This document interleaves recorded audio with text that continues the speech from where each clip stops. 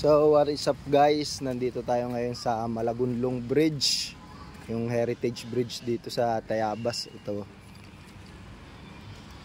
tulay ng Malagunlong, ginawa noong 1840 sa ilalim ng pangasiwa ng Kura Paruco. Natapos pala siya ay 1850. So 10 taon pala ito ginawa. Tara, puntahan natin. Ayan siya. Ang haba daw nito ay hindi bababa ng 70 meters o 70 hakbang.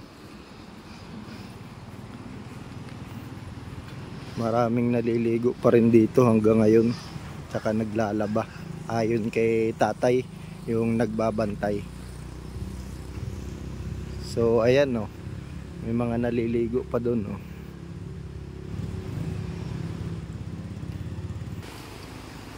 Siguro nung mga nakaraang panahon na ito ay malalim pa ang tubig, ngayon ay puro bato na laang.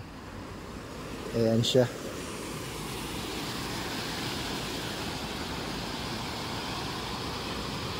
Sampung taon nang tinagal niyang gawin, ibig sabihin ay nagpakahirap talaga ang ating mga ninuno dito sa taas niyan.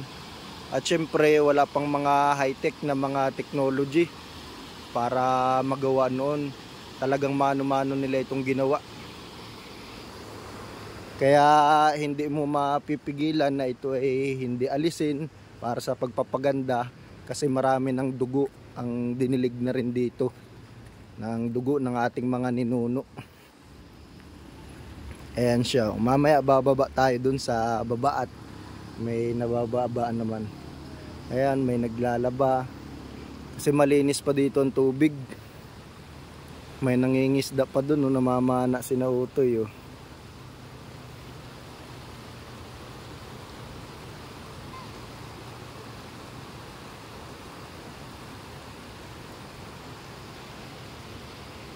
So pagkarating natin dito sa dulo ay tayo mababa na, at para makita naman natin ang view sa taas. Maganda siguro ito nung mga nakaraang panahon pa, at malawak at malalim ang tubig nito. Ngayon ay kakaunti na lang. Ayan, ganyan siya kataas.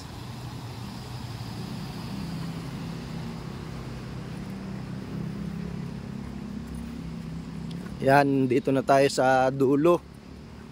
Maraming pumupuntang mga vlogger dito, mga nagpapalipad ng drone.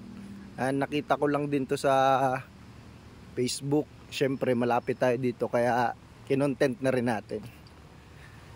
Ayan, yan yung bagong tulay na ginawa para lang hindi ito madaanan at para lang hindi i-renovate. Syempre pag ni-renovate ito, ay ito'y sisirain para lang mapaganda. So ang ginawa nila ay nagawa na lang ng panibago para hindi masira ang kasaysayan. Ayan.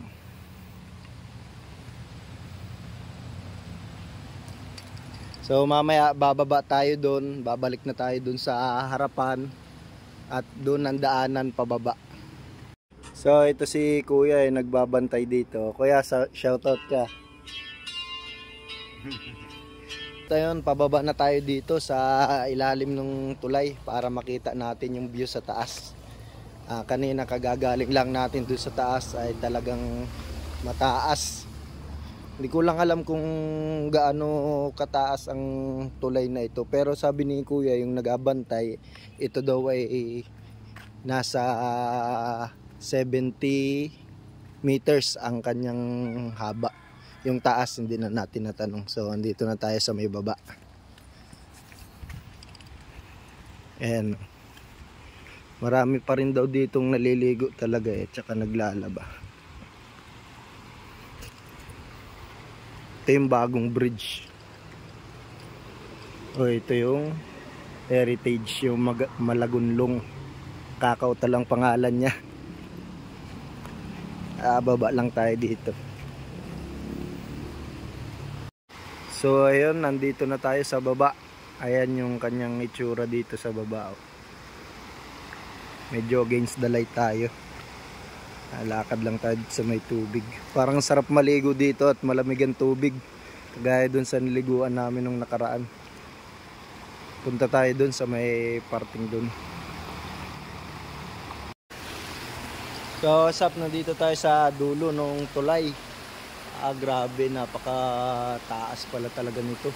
Ayan, kung mapapansin nyo, may mga symbol na nakalagay. Ewan ko lang kung yan ay ginawa na lang o talagang simula nung tinayo ito ay nakasulat na yan dyan. Ayan siya. Kung mapapansin nyo, may mga symbol.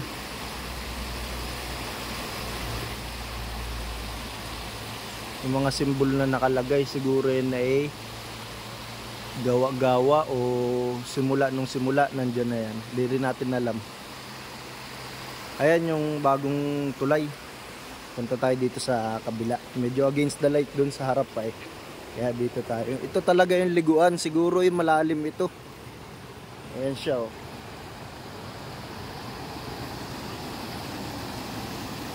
Ayan, hanggang dito pala may mga symbol rin.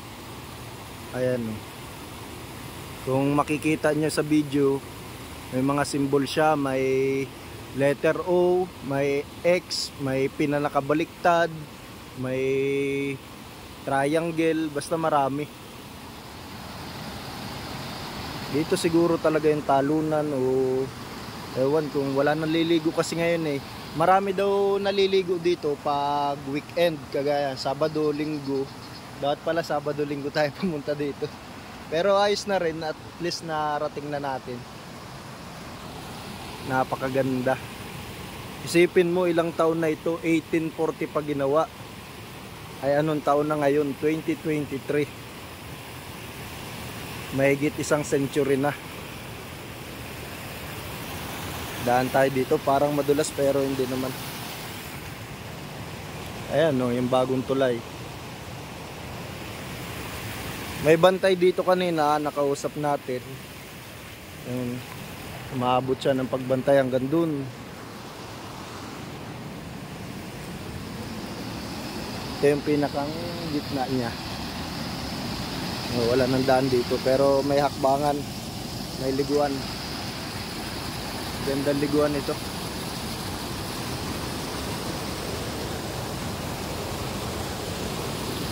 Para siyang dam na may running water. Ayan yung mga gawa-gawa na sulat oh. Ayan oh, si Kayla Mendez, Marvin Puntalan. Oh, kung mapapanood niyo ito, shoutout sa inyo ha, mga nagsulat dito ha. Ayan yung mga simbol oh. May mga simbol din. Yan, kung mapapansin niyo sa video, may pinanakabaliktad, nakatagilid, may O, may sinabaliktad.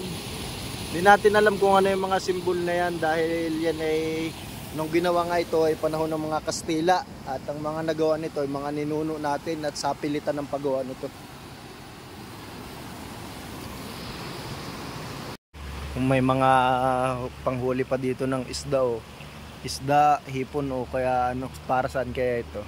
Siguro marami talagang isda dito dahil kanina may namamana dun bata eh. So ayun, what's up? Pauwi na tayo at nalibot na natin itong Malagunlong Bridge. Ayan, isang heritage bridge dito sa Tayabas City. Napakaganda. So ayun, kung nagustuhan nyo yung video na to, please like and share at papollow na rin ang page ko. Peace out.